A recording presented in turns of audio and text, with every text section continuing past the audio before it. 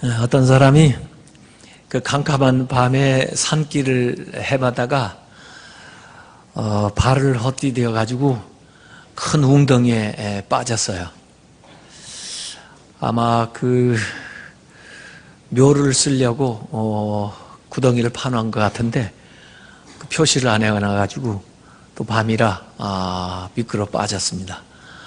거기서 나오려고 애를 쓰는데 계속 미끄러지는 바람에 나올 수도 없고 뭐 잡을 만한 것도 마땅치 않고 그래서 그 힘을 써도 안 되니까 결국에는 포기를 하고 그 구덩이 한쪽에 쭈그리고 앉아서 이제 날 새기만을 기다릴 수밖에 없는 그런 상황이었는데 가만히 앉아 있어 보니까 자기처럼 또 밤길 길을 잊어버리는 사람이 그 길에 잘못 들어가지고 쭉 거기 미끄러져가지고 또 빠져 들어온 겁니다. 자기는 거기 있는지 모르겠죠, 그 사람은. 그런데 보니까 하여간 또 자기처럼 계속 빠져나가 보려고 애를 쓰는데 될 리가 없죠. 자기도 안 됐는데.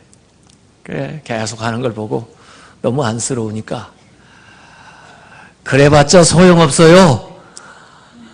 그랬더니 그 사람이 깜짝 놀라가지고는 단번에 뛰어나갔다고 하는데 이걸 동기유발이라는 이야기에서 이제 나오는 얘기입니다. 모티베이션 한다는 거죠. 동기유발을 하면 평소에 없던 실력이 나온다는 겁니다. 자극을 받으니까 그런 거죠. 지도자는 좋은 의미에서 이렇게 동기를 유발시켜서 그들이 가지고 있는 실력보다 훨씬 더 능력을 나타내도록 그렇게 이끌어주는 사람이 지도자입니다. 사실 느헤미야가 나타났을 때 그 전에 많은 사람들이 성벽을 재건하려고 노력도 했고 얼마간 또 시도도 해보고 다 그랬지만은 그 사람들이 번번이 실패하고 또 스스로 생각하기를 우리는 이거밖에 안 되나 봐. 우리는 못하나 봐. 안 되나 봐. 그렇게 생각하고 있었는데 이 느헤미야가 나타나서 그 똑같은 사람 데리고 52일 만에 그 수십 년 동안 하지 못했던 일을 딱 이뤄내고 말았어요. 그러니까 이 느헤미야는 지도자죠. 동기유발을 시켜서 같은 사람들 데리고 그들도 깜짝 놀랄 만한 일들을 만들어내고 있는 것을 이 느헤미야에서 우리가 볼 수가 있는 겁니다. 자, 그런 일들을 어떻게 감당해 나가나 이런 게 요새 우리가 보고 싶은 점이고 거기에서 우리가 배워서 우리도 우리 가정도 그렇고 내 인생도 그렇고 또 교회도 그렇고 또 사회에서 맡겨진 그 여러 가지 일들을 그렇게 느헤미야처럼 해보자 하는 것이 우리의 관심입니다. 우선 이 느헤미야는 본인이 꿈꾸고 본인이 받은 이 사명을 그 개인의 그 비전으로 그치지 않고 그것을 확산을 시켜가지고 우리의 비전이 되도록 만드는 거죠. 이걸 하기 위해서는 커뮤니케이션, 서로 이 소통하는 능력, 설득하는 그 능력이 있어야 되는 건데 그게 잘 되고 있어요, 느헤미야에게. 우선 지난번에 읽었던 느헤미야서 2장 17절, 18절에 보면 여기 느헤미야가 자신이 보았던 비전을 모든 사람들의 비전으로 확산시키는 그 모양, 동기유발을 하는 모습이 나와요. 우리가 당한 공경은 너희도 보고 있는 바라. 예루살렘이 황폐하고 성문이 불탔으니 자, 예루살렘 성을 건축하여 다시 수치를 당하지 말자. 이렇게 하면서 하나님이 그 선한 손으로 자기를 도운 일, 그리고 왕이 나한테 해준 그 말, 이것을 그들에게 전했습니다. 그랬더니 그 이야기를 듣는 순간에 이 듣는 이스라엘 사람들이 자발적으로 얘기하는 것이 일어나 건축하자. 그렇게 하면서 모두 힘을 내서 그 선한 일을 하는데 하나가 됐다 하는 것이 여기 느헤미야서 2장 17절 18절에 나와 있습니다. 이렇게 느헤미야는 그 연설을 통해서 사람들의 마음을 움직이고 그들의 입으로 일어나서 건축하자. 우리 힘을 다해서 같이 한번 해보자. 이렇게 하면서 느헤미야의 비전이 백성들의 비전으로 같이 공유하게 되는 이야기가 여기 나와 있어요. 에드워드 실리빅스라고 하는 사람은 그런 얘기했습니다. 우리가 혼자 꾸는 꿈은 그냥 꿈으로 남아있지만 다른 사람과 함께 꾸는 꿈은 현실이 된다 그래요. 저 혼자만 꿈꾸면은 그냥 그 꿈으로 끝나지만 우리가 같이 꿈꾸기 시작하면은 그게 현실이 된다는 겁니다. 그래서 우리가 이제 110주년 이제 내다보고 있는데요. 110주년에 대한 비전을 우리가 지금 마스터 플랜을 마련하고 있어요. 그 가운데는 110년에 100년에 이루려고 했던 거 못한 것도 있어요. 그런데 그게 몇몇 사람의 꿈으로 그치면 되기가 힘들죠. 그러나 우리 모두가 그 꿈을 공유하고 동참하게 되면은 우리도 놀랄 만한 능력이 우리 안에서 나타나는 것을 믿으시길 바랍니다. 여기 꿈을 다른 사람들에게 공감시키는 능력이 나와 있고 또 다른 사람들을 설득하는 것이 나와 있고 감동감하는데 그러기에 앞서서 지도자인 느헤미야가 솔선수범을 하고 있고 자기 희생의 본을 보이면서 이 일들을 수행해요.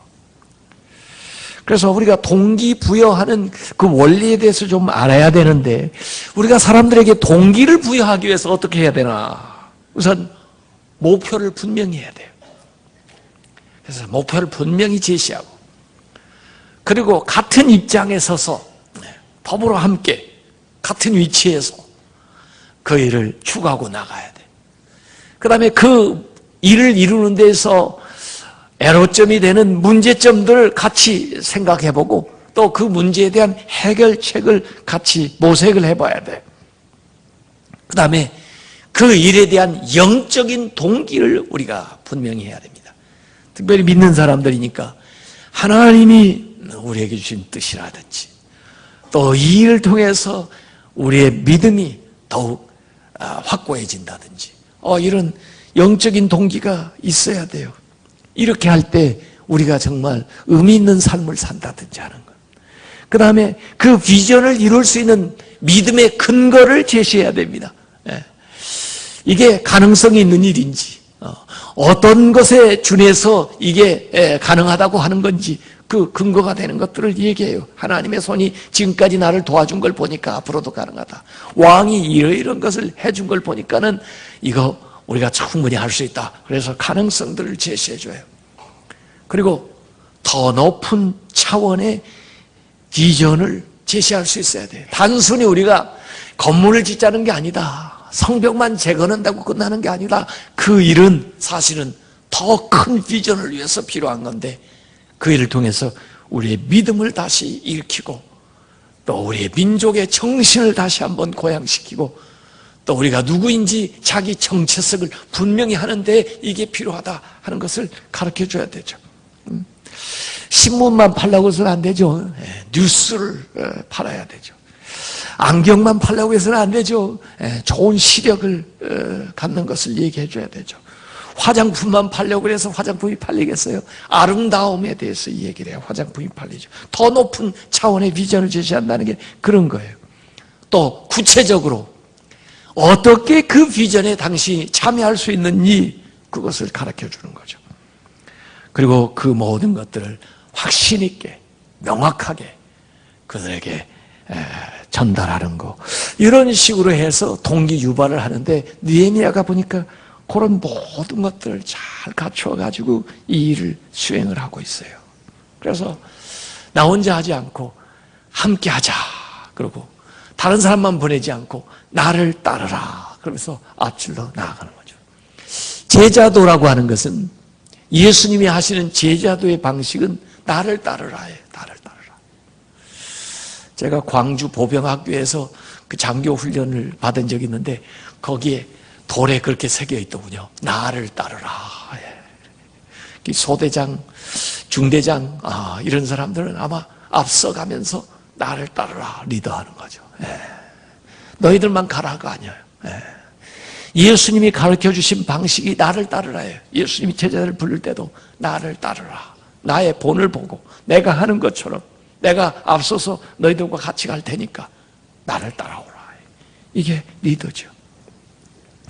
결국 성벽을 중건하는 일이 BC 기원전 445년 8월 1일에 시작해가지고 9월 21일에 마쳤으니까 52일 동안에 이 모든 성벽을, 그동안의 수건 사업이었고 마음만 있었지 하지 못했던 것들을 52일 만에 딱 끝냈습니다. 느헤미야가.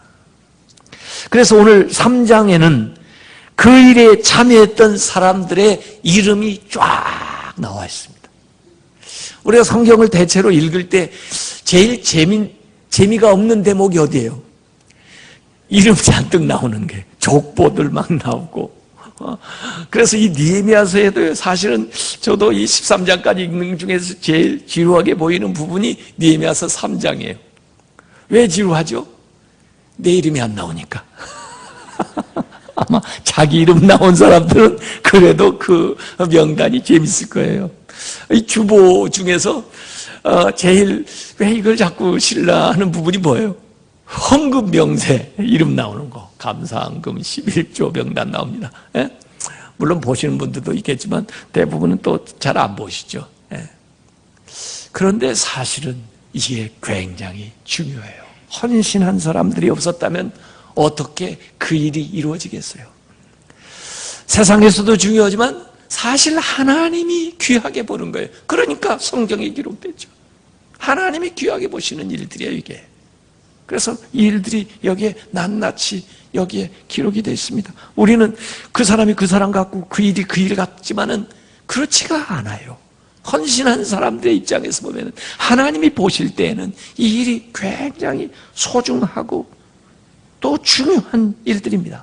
그래서 한 일의 목록이 나와 있고 또 어느 부분을 감당했는가 나와 있고 거기에 헌신한 사람들의 이름이 거기에 나와 있습니다.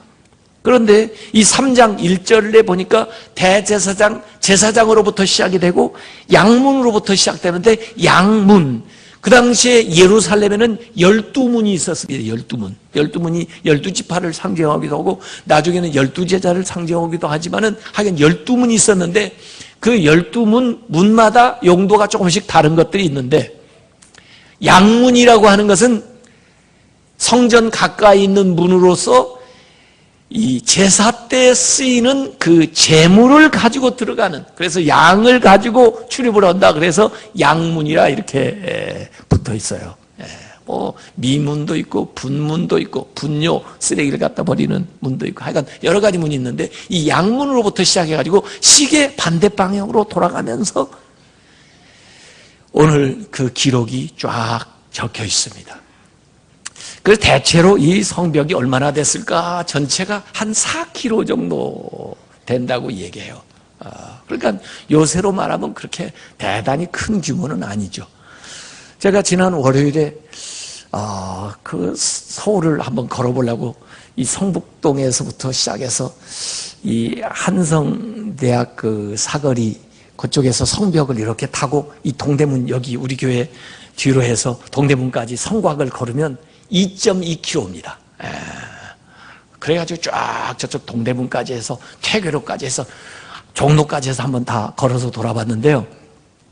여기 성벽을 올라오면서 쭉 보니까 진짜 옛날 처음에 세웠을 때 있었던 그 돌들은 아마 검게 글러가지고 있고, 그 다음에 최근에 복원한 부분들은 아유 그 깨끗한 그 돌, 그런 돌로 갖다가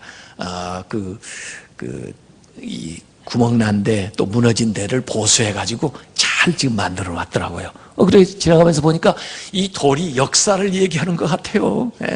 몇백 년의 역사를 우리한테 한꺼번에 거기 그 돌들을 통해서 얘기해 주는 그런 느낌이 났는데, 거기서 여기까지 2.2km인데 4km라고 하면 뭐 그렇게 긴 거리는 아니죠. 10리니까.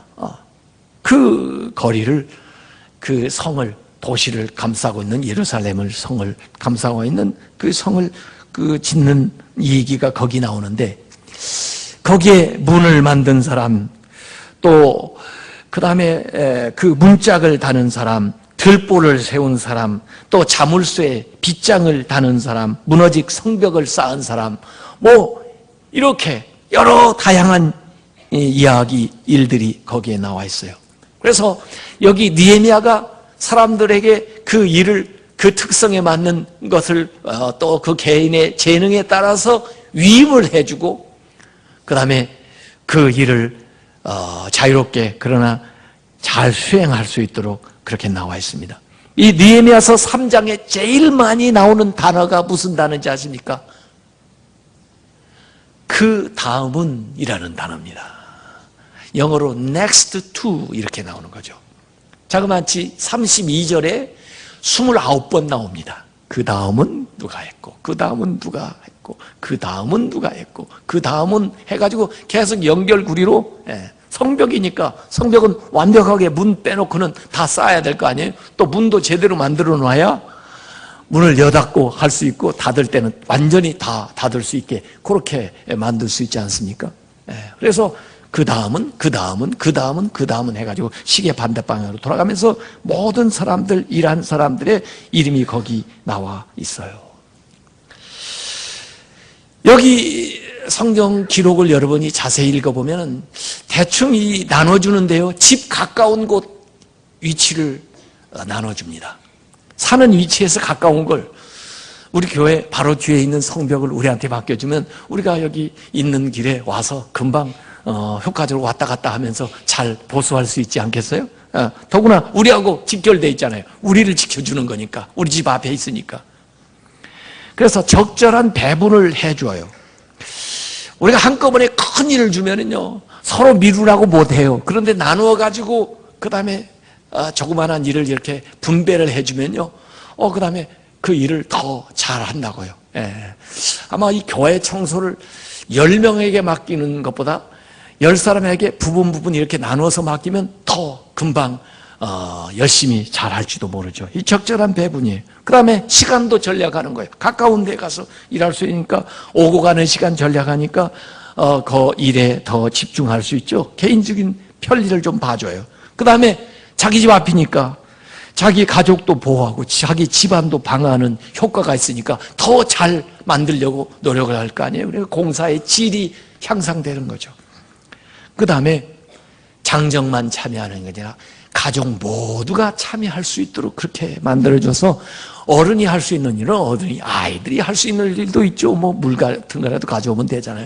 여인들이 할 수 있는 일도 있죠. 뭐 음식이라도 같이 나누면 되잖아요. 그래서 온 가족이 같이 참여할 수 있게 이렇게 만들어주는 거예요. 그 양문은 성전 옆에 있고 또 중요한 문이니까 제사장, 대제사장한테 맡기고, 또 특별한 기술을 가진 사람들이 거기 종종 나와요. 금장색, 향품 장수도 나오고요. 지역 관리도 나오고요. 레위인들도 나오고요. 상인들도 나오고요. 이렇게 각 사람들의 그 재능에 맞는 것들은 또 이렇게 할당을 해가지고 해 나가도록 그렇게 일을 합니다. 더구나 이 예루살렘 성 안에 사는 사람들만 이 일을 하는 게 아니에요. 이 일을 하는데 이스라엘 사람들, 다른 지역에 멀리 사는 사람들도 이곳에 와서 이 일에 조력하도록 그렇게 만들었습니다. 그래서 다른 지역에서 온 사람들이 나오는데 2절에 보면 여리고에서 온 사람들, 예루살렘에서 한 40km 이상 떨어진 데죠. 거기서 또 들고아에서 온 사람들, 5절과 27절에 기브온에서 온 사람들, 미스바에서 온 사람들, 이렇게 각 지역에서 먼 데에서 온 사람들이 오는데, 이 먼 데에서 온 사람들에게는 지역에 사는 사람들 할당하고 남은 어느 지역에 속하지 않은 그 섹터를 또 맡기는 겁니다. 참 기가 막혀요. 그래서 큰일을 할 수 있는 사람도 큰일, 작은 일을 할 수 있는 사람은 작은 일, 그러나 모두 다 크고 작은 일 구별 없이 참여할 수 있도록, 뭐 부자부터 가난한 사람까지 남자, 여자, 아이들 할 것 없이 모두 다 참여시키는 거예요. 그래서 협동의 원리가 거기에 나오는 겁니다. 팀워크이죠, 팀워크. 팀으로 한다는 거예요. 개개인의 힘은 미력해도 모여서 조합을 이루어가지고 이 일을 해요. 그래서 조화를 이루고 협력할 수 있도록 만들어냅니다.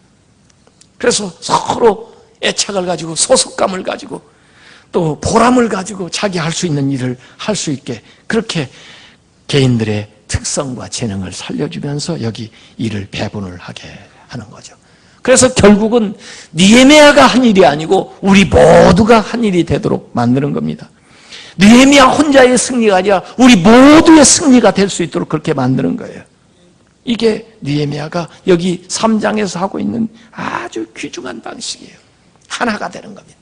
사실 일을 하는 것도 중요하지만 이렇게 하나가 된 것 그 자체가 더 소중한 수확인지도 모르죠. 사실 하나님이 뭘 못하셔서 우리를 시키겠어요. 하나님 그냥 하시면 되지. 또 몇몇 똑똑한 사람 동원해서 하지. 그런데 왜 우리 보고 하라고 그래요? 그 일을 통해서 우리가 하나가 되라고. 서로 협조하는 것을 배우고 서로 조화를 이루는 것을 배우라는 거죠. 예수님께서 이 세상에 계실 때 마지막으로 제자들에게 고별사를 하시고 그 다음에 마지막 기도하신 것이 요한복음 17장에 나오는데 그 요한복음에 예수님이 제자들을 위해서 기도한 거 5번에 걸쳐서 반복적으로 기도한 게 있어요. 그 내용이 뭐냐면 아버지 저들로 하여금 하나가 되게 해 주옵소서. 왜 그래요? 하나를 못해 우리가. 12사람이면 12사람 색깔이 다 달라가지고 서로 높아지려고 그러고 서로 튀려고 그러고 그러니까 하나가 안 돼요. 그래서 예수님의 이 기도는요 지금까지도 응답이 안 됐어요. 예수님이 죽은 자를 살리는 기도도 응답했고 모든 문제를 다 해결하는 기도 다 응답됐는데 아직도 응답되지 않은 기도가 저들로 하여금 하나가 되게 해 주옵소서. 이 기도가 안 되는 거예요. 5번이나 예수님이 기도했다니까요. 이 기도는 누가 응답해야 되냐면 우리가 응답해야 돼. 하나님도 응답하시지만은 우리가 응답하지 않으면은 이 기도가 이루어질 길이 없어요. 응답하려면은 우리가 다른 사람을 섬기는 마음, 나보다 더 높이 여기는 마음이 있어야 돼. 그래서 이 연합의 키가 뭐냐 하고 생각해보니까 그게 섬김이더라고요. 섬김. 섬겨야 연합이 되는 거예요. 자기가 높아지려고 그러면 분열이 되는 거예요. 연합이 되려면 섬기는 마음을 가진 사람이 많이 생겨나야 그게 연합이 되는 거예요. 그건 내일 아침에 제가 말씀드릴게요. 내일 아침 섬김이잖아요. 이 하나님은 획일이 아니고 연합을 원하시는 거예요. 오늘도 합창이 또 이 오케스트라하고 잘 어우러져서 이렇게 은혜스러운 하모니를 만드는데 이 동음을 연주한 게 아니에요. 화음을 만들어내요. 화음을. 각각 음성이 다르고 파트가 다 다르지만은 또 악기의 그 음도 다 다르지만 이걸 같이 모아가지고 하모니를 만들어내요. 화음을 만들어내요. 그러니까 우리가 오묘한 신비스러운 웅장한 아름다운 그 멜로디를 또 이 음을 우리가 듣는 거예요. 이렇게. 그러면서 마음의 평안을 느끼고 하나님께 영광을 돌리는 거예요. 그걸 모으는 게 이게 지휘자가 하는 일이에요. 그걸 각 음색과 성향을 잘 모아가지고 그 다음에 아름다운 하모니가 되도록 디렉팅을 해주는 거예요. 이 느헤미야가 그런 역할을 지금 하고 있는 거죠. 여러분, 제가 그 삼중혁명의 영성이라는 책에서 개바구니 사회에서 기러기 사회로 가야 됩니다. 그런 얘기를 했는데 그 개바구니라는 게 뭐냐면은 개, 옆으로 기어다니는 개들 있죠, 개.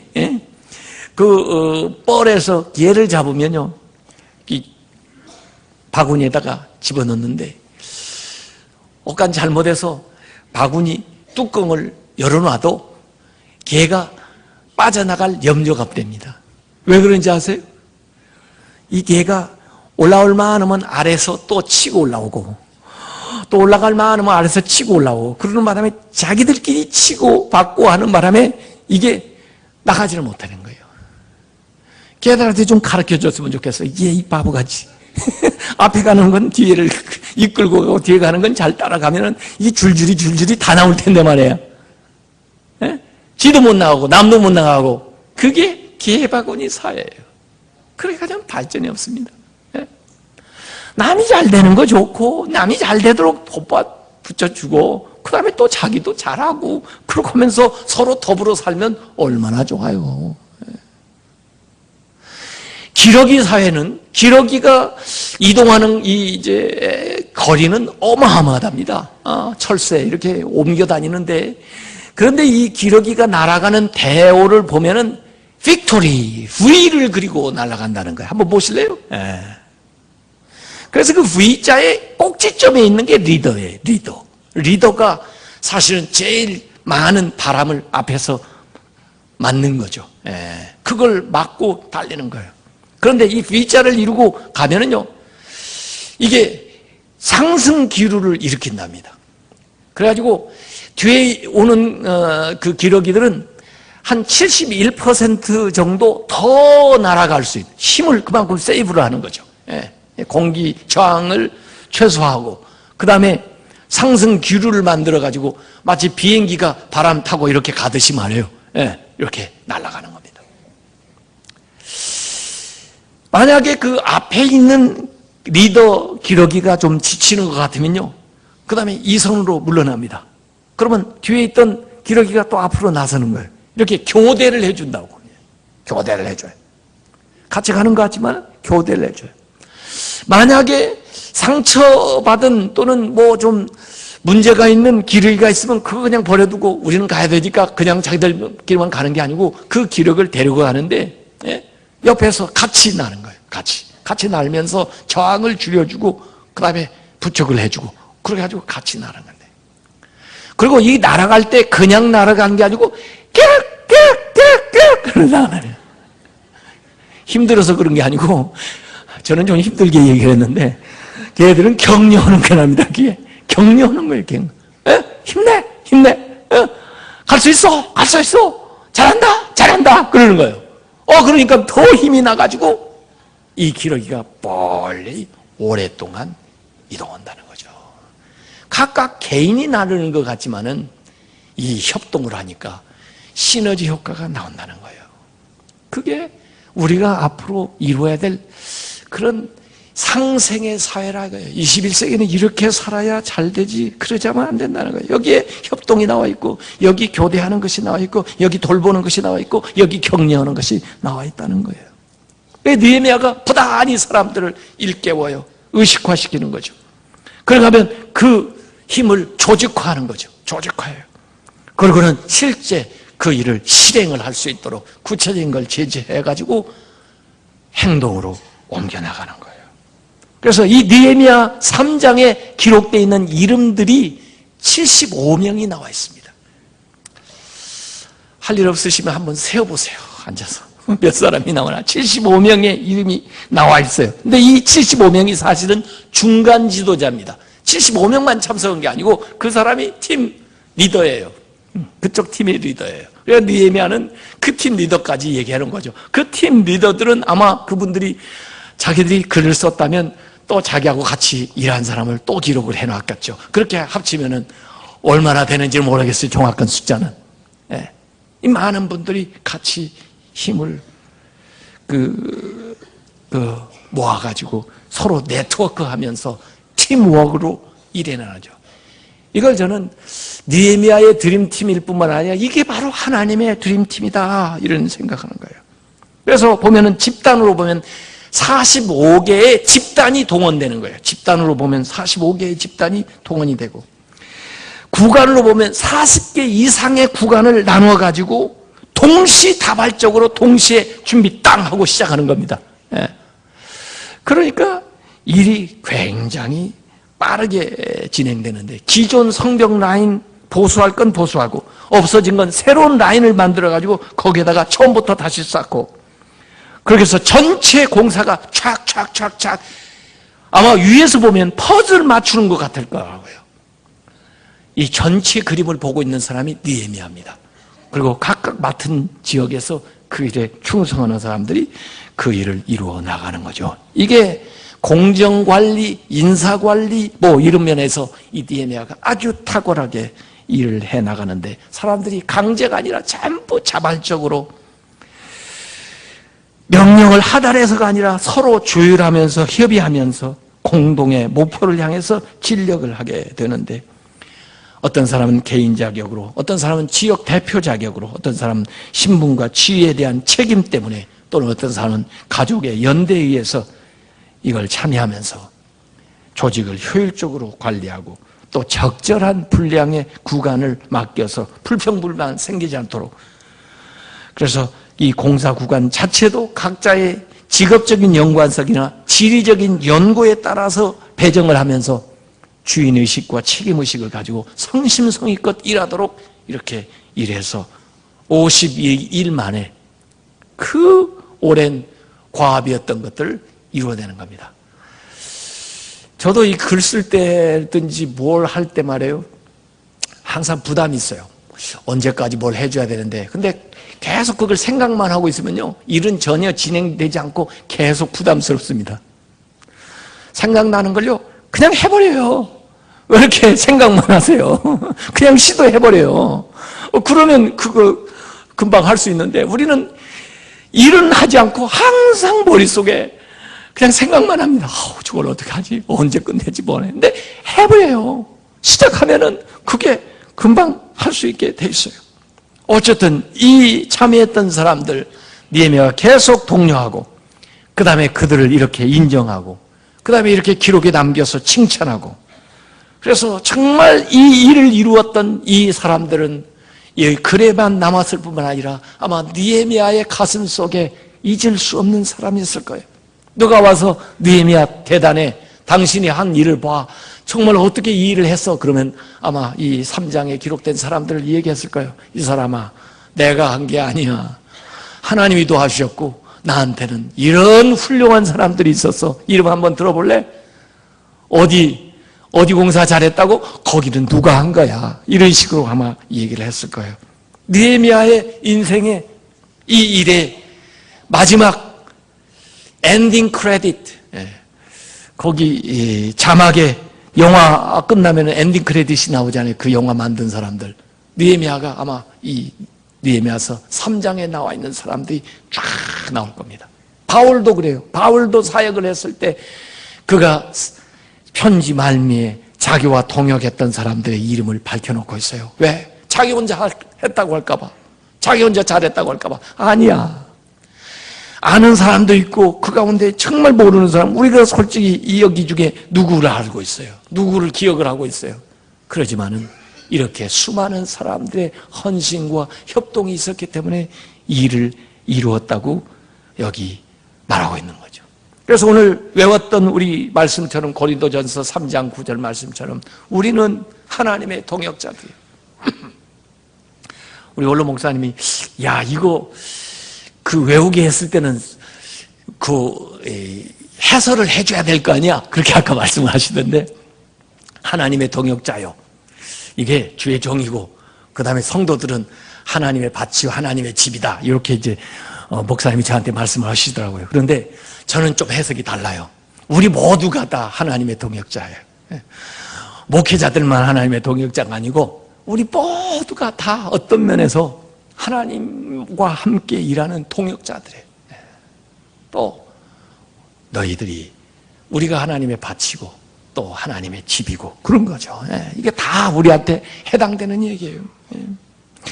빌 하벌스 목사님은 동역자의 3C에 대해서 얘기를 했습니다. 동역자는 캐릭터, 성품이 서로 조화로워야 돼요. 덕불장군식으로 동역할 수가 없습니다. 조화로운 성품을 가지고 있어요. 성품이 중요하다. confidence, 나름의 능력, 재능, 탤런트, 이런 것들이 있어야 되고, 그 다음에 사실 제가 볼 땐 제일 중요한 게 chemistry, 조화를 이루어야 돼. chemistry가 원래 그 화학 이런 데서 나온 말이거든요. 이게 우리가 모이면요, 단순하게 1 더하기 2, 그래가지고 3, 이런 식의 능력이 나오는 게 아니에요. 이 곱하기 자승으로 막 넘어가는 거예요. 시너지 효과가 나오는 게 케미스트리. 우리가 연합하면요, 우리가 상상도 못했던, 우리가 할 수 없는 폭발적인 능력이 거기에서 나오는 거예요. 이게 케미스트리예요. 조화. 그래서 동역이라고 하는 것은 다른 사람과 함께 단지 일하는 것이 아니라 서로를 섬기면서 서로의 삶에 영향력을 미치면서 서로 안에 알지 못했던 놀라운 능력을 우리가 발휘할 수 있도록 더불어 함께 일하는 것이 동역입니다. 여러분들이 하나님의 동역자가 되시길 바랍니다. 우리 혼자 하는 일도 중요하지만 우리가 더불어서 하나님의 나라를, 하나님의 뜻을 이 땅에 이루어 나가는 귀한 지도자들이 다 되시기를 주님의 이름으로 축원합니다. 기도하겠습니다.